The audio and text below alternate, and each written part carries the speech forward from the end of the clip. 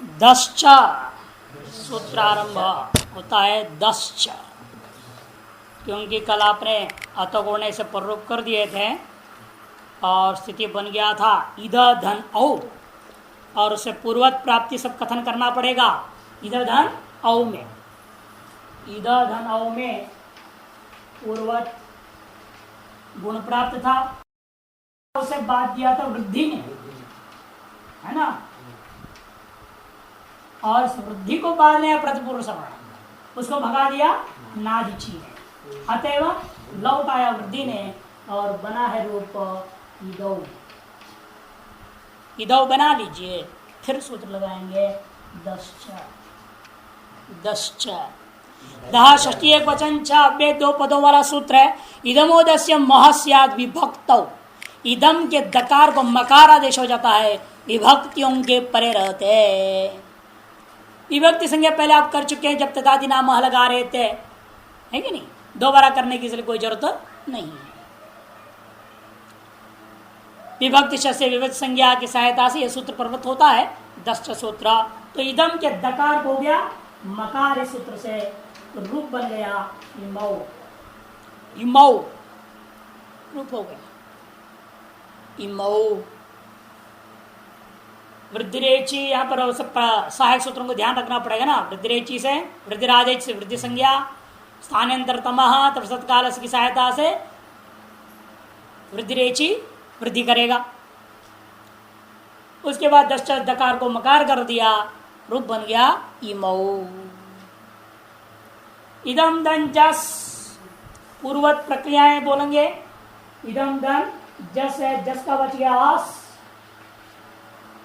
चुटू से जकार की संज्ञा, आदर्श लोप संज्ञा की सहायता से तस्लोप के द्वारा जकार का लोप हो गया, अस बच गया, सकार की संज्ञा प्राप्त अलंत्यम से विभक्ति से विभक्ति संज्ञा की सहायता से नविभक्त तुस्माहा, उसका निषेध कर दिया तो अस शेष रह गया। इद इदम धन अस, इदम धन अस। विभक्ति संज्ञा विभक्ति से पहले भी कर चुके हो, सकार की संज्ञा निषेध करने, फिर भी कह दे रहा हूं। प्रत्यदादि नाम क्या होगा, मकार वकार, इद धन अ धन अस। पूर्वत दोनों का बीच में आद गुण प्राप्त है, उसको बाद देता है आकाश स्वर्ण दीर्घ, उसको बाद करके आया अतो गुणे इद धन अस, परोपेतादेश हो गया। विभक्तिश्च इदा धनस, इस अवस्था में पुनः पूर्वत आद गुण की प्राप्ति है कि नहीं, उसको बाद देता है आकाश स्वर्ण दीर्घ, उसको बाद दिया प्रथम पूर्व सवर्ण, उसको ही बात करके जसह शी। क्यों? क्योंकि सर्वनाम संज्ञा है, सर्वादीनी सर्वनामानी, सर्वनाम संज्ञा होने के नाते क्या हो गया, जसह शी लग गया। इद धन शी, स्थानीयदेश अनल विधौ से प्रत्यय लाइएगा, प्रत्यय ला करके लशक को द्वितीय संज्ञा कर देंगे तो इद धन आद गुण से गुण कर लीजिएगा। इदे दश्च, जो अभी सूत्र आपने पढ़ा है उसे दकार को मकार कर देंगे, इमेर बन जाएगा। ठीक है ना प्रक्रिया, इमे। तो अयम इमौ इमे, ये प्रथमागा एक वचन द्विवचन बहुवचन में रूप बन जाते हैं। अयम इमौ इमे कहते त्यदादे है संबोधन नास्ति, क्योंकि अभ्यास हो गया ना प्रथमा के बाद तुरंत संबोधन बनाने का, इसलिए कहते हैं कि भाई त्यदादि उनका संबोधन नहीं हो सकता। क्यों? संबोधन जैसे कई बार बता चुका हूं, सम्यक बोधनम विद संबोधनम, प्रत्यभिमुखीकरणम संबोधनम, है कि नहीं। सामान्य यत्नेन उच्चार्यमाणे अपि अबोध्यमानो पुरुषो यस्मिन् देशे विशेष यत्नेन उच्चार्यमाणे सति बुद्धिमानो पुरुषः तद्देशं दूरम। सामान्य रूपेण उच्चारण किया तो बोध नहीं हो रहा, अतः सम्यक बोध कराने के लिए विशेष उच्चारण करना पड़ता है। ऐसे जगह खड़ा हुआ आदमी का स्थान, जगह का नाम दूर, और दूर में रहने वाले को जो हम प्रयोग करते शब्द दूरात भूते च, दूर में रहने वाले व्यक्ति का आह्वान में प्रयुक्त होता है संबोधन, ताकि सम्यक बोधनम संभवति, इसे संबोधन, इसलिए नाम ही रख दिया संबोधन। और संबोधन व्यक्ति का नाम से जैसा हो सकता है वैसे सर्वनाम से नहीं होता। ए तू आजा, वहां 10 खड़े, किसको कह रहे हो तू, बोल नहीं सकते, क्योंकि तू एक सर्वनाम संज्ञक शब्द हिंदी में भी,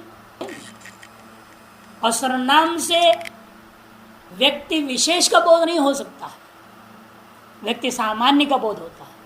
और सम्यक बोध में व्यक्ति विशेष को कराना है कि व्यक्ति सामान्य को, व्यक्ति विशेष को। इसे संज्ञा परक शब्दों का ही संबोधन होता है, सर्वनाम शब्दों का संबोधन नहीं। इत्यादि नाम उत्सर्गतः संबोधन नास्ति उत्सर्ग, देखा, नास्ति उत्सर्ग, उत्सर्ग माने सामान्य नियम, तदादियों का संबोधन नहीं होता, यह सामान्य नियम है। उत्सृज्यते संबोधन प्रक्रिया इति उत्सर्ग, त्याग दिया जाता है, प्रक्रिया को त्याग दिया, ये सामान्य नियम हो गया। अत्याजित बहुत जो विशेष नियम लागू हो जाए, और सामान्य में त्याग किया जा सकता है, इसे उत्सर्गता का अर्थ कर देते हैं सामान्यतः, सामान्य रूपेण नहीं होना। और यदि इनको किसी संज्ञा के रूप में प्रयोग करोगे तब क्या करना, तब संबोधन हो जाएगा। यदि किसका नाम रख दिया आपने, सर्व किसका नाम, सर्वानंद महाराज है ना, हे सर्व इधर आओ, बोल सकते ना, हमें जब पूरा आनंद से तो नाम बोलते नहीं लोग, नाम रख दिया सर्वानंद है कि नहीं, लेकिन सर्व शब्द से पुकारेंगे, लेकिन वहां सर्व से व्यक्ति विशेष का ही बोध हो रहा है, सर्वनाम नहीं है, तब संबोधन प्रयोग हो जाएगा उसका, हे सर्व, हे सर्व, हे सर्वे। इसी पर यहां पर भी हे अयम प्रयोग हो जाएगा, कोई दिक्कत नहीं, यदि वह संज्ञा परक हो तो, अन्यथा नहीं। तदादि नाम संबोधनम नास्ति उत्सर्ग।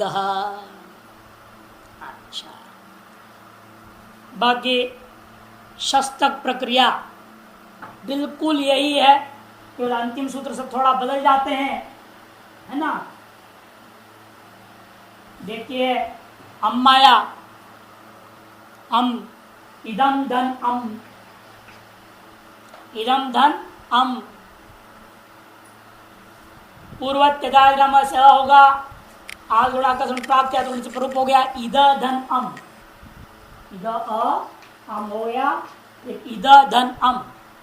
यह थोड़ा अंतर करेंगे हम, प्रत्यय पूर्ण स्वर्ण को बाधता है अमी पूर्व, प्रथम पूर्ण स्वर्ण को बाधे कौन, अमी पूर्व, और अमी पूर्व को भी बाध देगा तो बोले,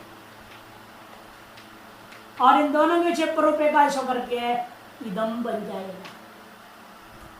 उसके बाद सूत्र लगेगा दश्च, रूप बन गया इमम, रूप बन जाएगा इमम। हाँ, अमी पूर्व है, लेकिन अमी पूर्व सामान्य सूत्र, तो गुण संज्ञा का विशेष सूत्र है, गुण संज्ञा विशिष्ट शब्दों के परते हुए ही केवल वो परोपाय कार्य करता है, इसलिए अपवाद करता है। हमेशा अपवाद सूत्र पूर्व में ही हुआ करता है, हमेशा। क्वचित जब पर में आ भी जाता है तो वह नियम क्या होना है, प्रस्ताद अपवादा अनंतरान विदिन बाधन्ते नोत्तरा, बीच पड़ेगा अपवाद, अधिकतर अपवाद हमेशा पूर्व में रहेगा, इसलिए पूर्व सूत्र तो ठीक है, कोई दिक्कत नहीं। इमम, फिर औ में पूर्ववर्ती कर दो इमौ, इमौ में वही प्रक्रिया रहेगी, वृद्धिरेची आगुण प्राप्त हुआ, पहले इदम धन औ रहेगा, तदादि नाम से म क हो गया, इद औ है, अतोगुणे परूप इद धन औ, वृद्धिरेची प्रतिपुरुषणा नादिची पुनः वृद्धिरेची, इदौ दस्त सदकार को मकार, इमौ, प्रक्रिया वही जो अभी किया है आपने इमौ। और शस आया, ठीक, इदम धन शस, शस का आस बचा, तेदादि नाम आज गुण प्राप्ति अक गुण, इसको बाद तो उसको बाद गया तो गुण इद अ अस, इदाधन अस। आद गुण प्राप्ति से बाद अकस्मरण से बात है प्रतिपूर्ण सवर्ण और पूर्व सवर्ण रूप दीर्घ एकादश हो जाएगा। पूर्व सवर्ण एकादश हुआ इदा, इदास। तस्मात् नपुंसी पुल्लिंग है ना ये। इदान दश्च इमान, इमम इमौ इमान। द्वितीय का एक वचन, द्विवचन और बहुवचन में इमम इमौ ईमान, ईमान ईमान निरूपण। प्रक्रिया सरल है, शुरू से आदि तक लगभग वही रहता है, अंत में केवल एक दो सूत्र बदल जाते हैं। अंत वाला भी वही रहेगा, 10 वाला। अब तृतीया में थोड़ा मेहनत करना पड़ेगा, अलग काम है। शुरू में तो वही रहेगा, इदम घंटा टा तो बच गया आ, विभक्ति चर की सहायता से यदादि नाम हो जाएगा इद और धन आ। पूर्वत आद गुण की प्राप्ति, उसे बाधित आकाश और दीर्घ, उसको बाध्यता है अतो गुणे। परोपेकादेश इद धन आ, इद धन आ। अदंत हो गया, अदंत होने से टांगसी के साथ मिनात्स्याह, टांगसी के साथ मिनात्स्याह। इद धन न नहीं न, हाँ इन बोलना, न हल नहीं है, न में अकार है। इन इदा धन इन बन गया, इदा धन इन। इस स्थिति में यहां भी मुझसे पहले बोल सकता आकाशवर्ण दीर्घ प्राप्त था, उसे बाद करके इन हो जाता। आकाशवर्ण दीर्घ प्राप्त था, उसे बाद के टांग से सामने लग गया। अब और एक बीच में आद गुण प्राप्त है कि नहीं, उस सब करने से पहले इस भाग का लोप करें, गुण भी हो जाएगा लेकिन उससे पहले में कार्य करेंगे। अनाप्यकः, अनाप्यकः, अना अन प्रथमा का एक वचन, अन्न हलंत है अन्न। आपी सप्तमी का एक वचन, आपी सप्तमी का एक वचन। अकह षष्ठी का एक वचन। प्रथमा सप्तमी षष्ठी तीनों ही एक वचनांत। प्रथमा एक वचन, सप्तमी एक वचन, षष्ठी एक वचन। अककार से इदम इदो अन्न आपी विभक्तौ। पहले एक बार सूत्रों मैंने बताया था, हाँ, जब आप शब्द आ रहा था बार बार, है कि नहीं, आंगी चाप, वहां भी आपा आया, तो हमने आपको बताया था वहां आपा किसको लेंगे, टाप चाप डाप। उस समय बताया था एक और आपा भी होता है जो कि टाप चाप डाप नहीं होता है, यह है प्रत्याहार। टा के आ से शुरू कर देंगे हम और सुप के प तक जाएंगे, या तो आर ये प मिला दीजिए, क्या होगा, आदिरंती से का आप एक प्रत्याहार हो गया। आप यह एक प्रत्याहार है, 21 में से 6 निकाल दो, 15 प्रत्ययों का बोधक है आप, वो आप अलग है, वो टाप चप डाप का बोधक है ये नहीं, और ये आप है 15 प्रत्यय का बोधक। वो 3 का बोधक है, 15 का बोधक, दोनों प्रत्यय बोधक हैं, लेकिन दोनों वो स्त्रीलिंग मात्र का बोधक होता है। ये सर्वी सामान्य प्रत्यय सुबंत का नामिक प्रत्यय इनको कहा जाता है। सुको क्या कहते हैं, नामिक प्रत्यय। हाँ, विभक्तौ अनुवृत्ति हो रहा है ना, अनुवृत्ति हो रहा है विभक्तौ का।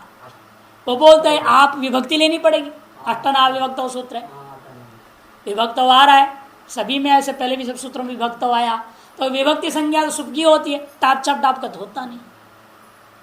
इधर ज्ञापन हो गया आप ही करने से प्रत्याहार लेना है, तो प्रत्याहार है अन आपी अख, 3 पद वाला सूत्र है। अककार से इदम इदो अन आपी विभक्तौ, अककार से इदम इदो अन स्यात् आपी विभक्तौ। ककार रहित इदम पहले भी बताया हूं, ककार सहित हो जाता है सर्वनाम जितने भी हैं। कहाँ बोले थे? उभा उभौ, उभौ उभौ उभाभ्यम उभाभ्य उभाभ्यम, है ना वहां पर उभयो उभयो उभय पाटस्त्व्य अकजर्त, उभय पाटस्त उभ पाटस्त्व्य अकजर्त, सर्वाधिगण के बाद आया। उभ पाठ क्यों किया जबकि सर्वनाम संज्ञक फल तो दिखाई नहीं दे रहा है कि नित्य द्विवचनांत है ना उभय शब्द। और जो सर्वनाम संज्ञक फल कहाँ है? या तो बहुवचन में या तो एक वचनों में।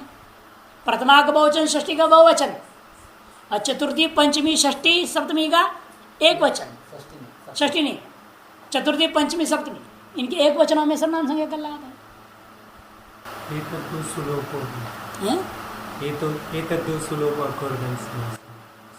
वहां भी आया था, वहां भी अकोहो, अको क्यों का अकच प्रत्यय।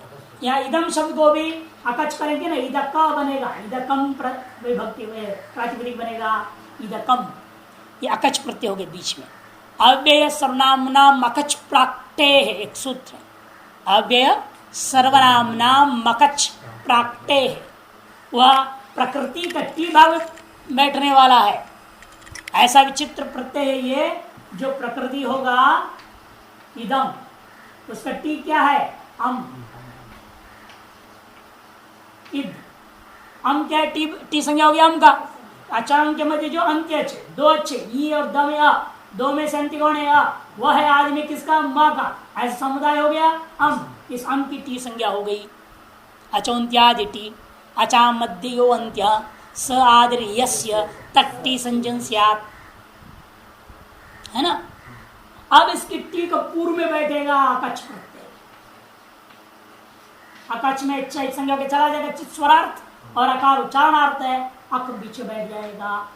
मिला दीजिए क्या हो जाएगा? प्रातिपदिक, इदकम प्रातिपदिक हो गया, उससे से स्वादि उत्पन्न होगा, तद्धित प्रत्यय है।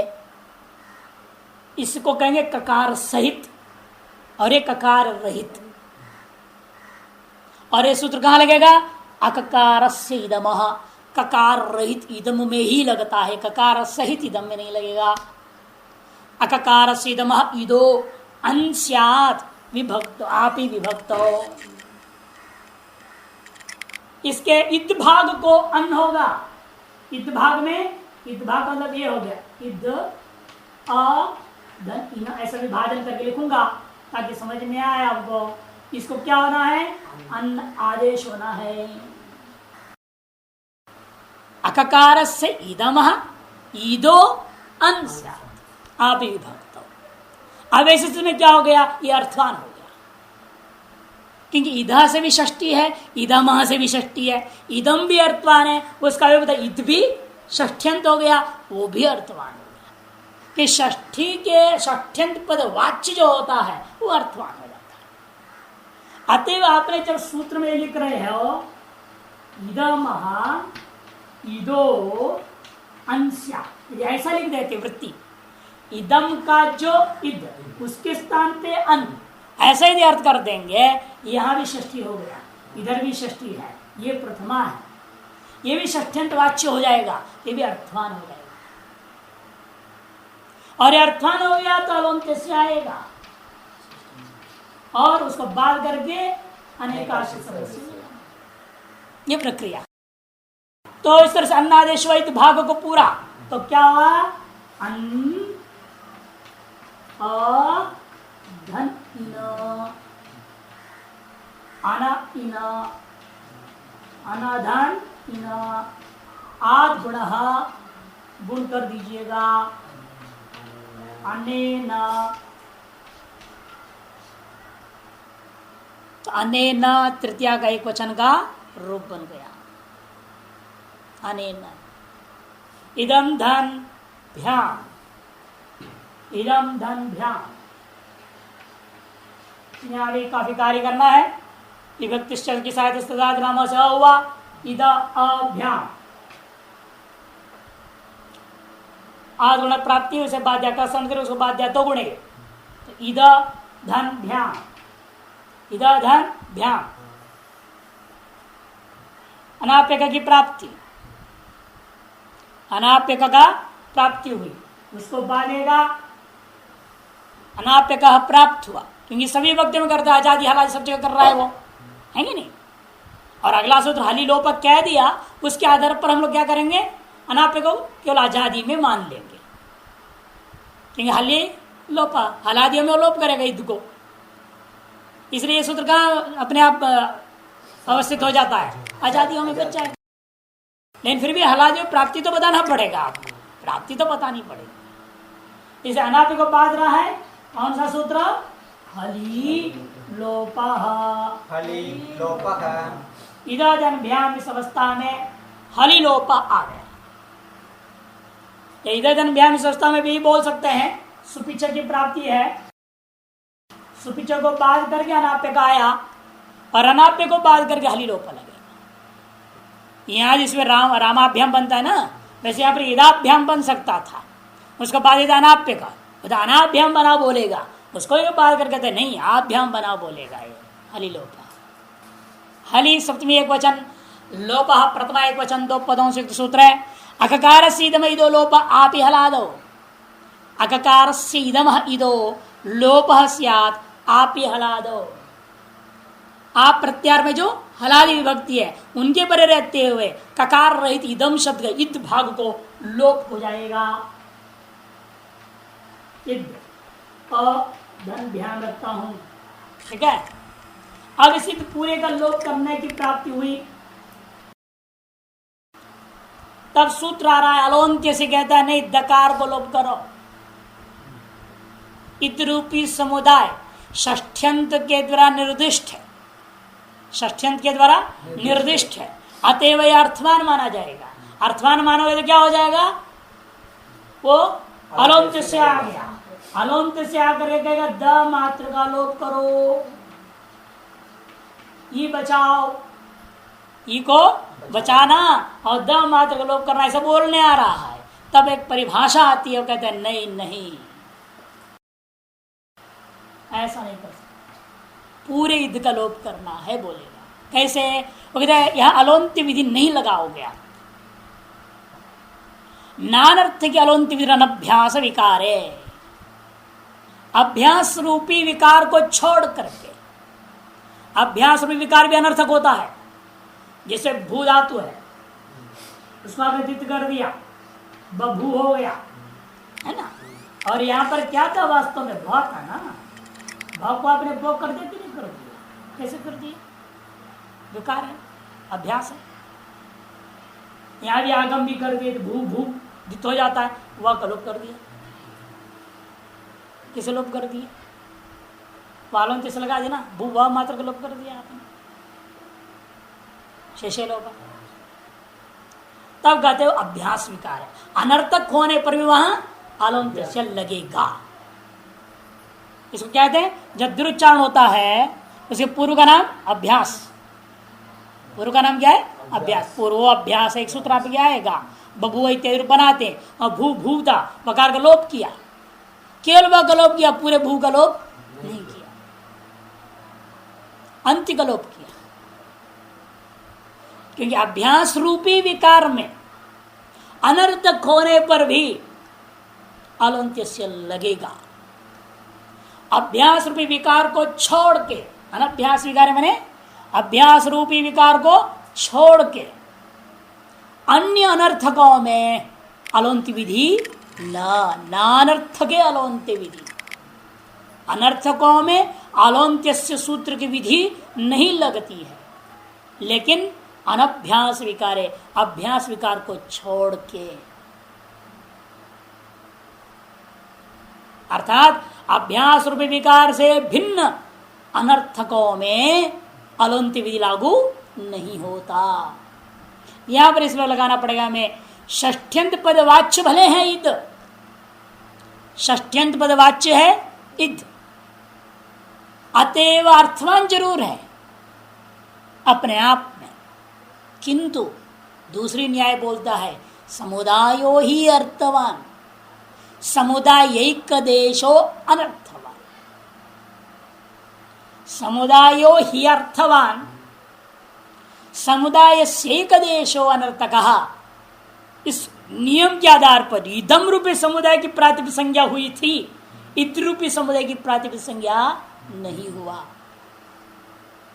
किसका आपने प्रातिपदिक संज्ञा किया है? इदम का किया है ना। आपने इदम का प्रातिपदिक संज्ञा किया है, तो इदम रूपी प्रातिपदिक का ही समुदाय का अर्थवत्व माना जाएगा। इसलिए अर्थवत धातु प्रत्यय प्रातिपदिकम सूत्र से अर्थवत्ता अपने इदम में देखा था, न कि इद मात्र में। अतएव इद समुदाय का एक देश होने से क्या हो गया? अनर्थक है। समुदाय अर्थवान न तो एक तदीय देश है। वही तो बोल रहा हूं, समुदाय हुए अर्थवान, समुदाय से एक देशो अनर्थक। यही तो है उसी परिभाषा। दूसरे शब्दों में आप बोल रहे हो, वो न्याय नहीं, परिभाषा नहीं है, तो भाष्यकार ने एक नियम बनाया है। क्योंकि जिस समुदाय की हमने प्रातिपदिक संज्ञा की है, उसी समुदाय में हम अर्थवत्व मानेंगे। उस समुदाय का एक हिस्से को हम अनर्थक मानेंगे, भले ही षष्ठ्यंत पदवाच्यत इद मात्र में भी है। अतएव सामान्यम क्या था? षष्ठ्यंत पदवाच्यत्व अर्थवत्व, उसके आधार पर इद भाग मात्र में भी अर्थवत्व था। लेकिन समुदाय ही अर्थवान, समुदाय से एक देश अनर्थक, इस नियम के आधार पर क्या हो गया? एक देश होने के नाते अनर्थक हो गया। अनर्थक होने से यहाँ क्या है? अलोन्त विधि लागू नहीं हुआ, तो संपूर्ण इद का लोप हो गया, बच गया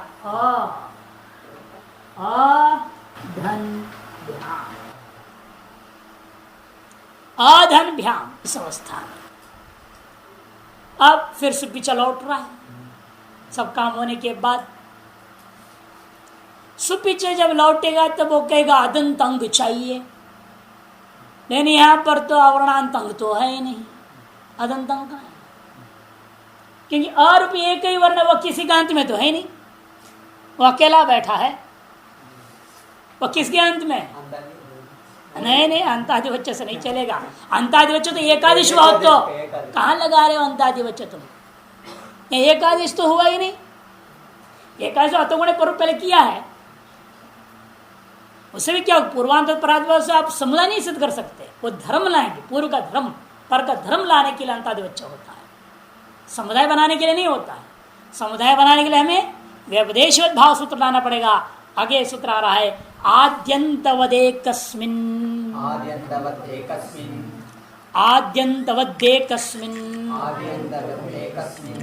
आद्यंतवत अव्यय है, एकस्मिन् सप्तमी का एक वचन है। एकस्मिन् क्रियमाणं कार्यम आदौ इव अंत इव स्यात्। यह लौकिक न्याय से सिद्ध है। देवदत्तस्यैक एव पुत्रः सैव ज्येष्ठः सैव मध्यमः सैव कनिष्ठः। इस लौकिक न्याय के आधार पर पाणिनि जी ने सूत्र बनाया।